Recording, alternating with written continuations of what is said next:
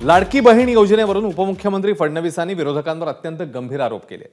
लाडकी बहीण योजना बंद करण्यासाठी विरोधक कोर्टात गेले। काही अर्जांवर विरोधकांनी महिलांच्या जागी पुरुषांचे फोटो लावले असा आरोप देवेंद्र फडणवीस यांनी केलाय।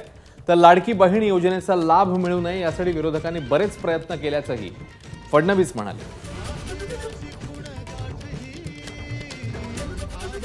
सध्याच्या काळामध्ये आपलं काही चुकलं, काही चुकीमुळे जर विपरीत अशा प्रकारचे परिणाम आले, सगळ्यात पहिलं काम काय होणार? सगळ्यात पहिलं काम हे करतील मुख्यमंत्री एकनाथराव शिंदेजींच्या नेतृत्वात सुरू झालेल्या सगळ्या योजना हे बंद करतील।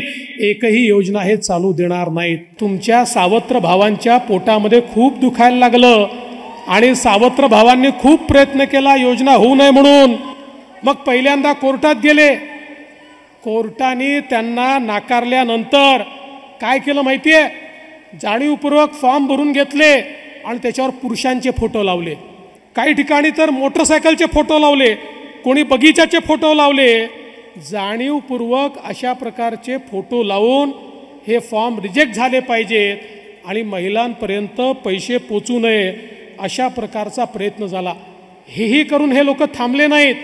आपल्या पोर्टलवर मोठ्या प्रमाणात जंक डेटा त्यांनी टाकला। मध्ये 4-5 दिवस ते पोर्टल बंद होतं। मग याच लोकांनी हाहाकार सुरू केला, पोर्टल बंद, पोर्टल बंद, पोर्टल बंद। अरे काळजी करू नका, पोर्टल बंद पडलं, आम्ही ऑफलाईन फॉर्म स्वीकारले, ते पुन्हा पोर्टलवर आणले आणि त्या ठिकाणी आमच्या बहिणींना पैसे आमचा देण्याचा जो निर्धार आहे तो आम्ही पूर्ण केला। एबीपी माझा, उघडा डोळे बघा नीट।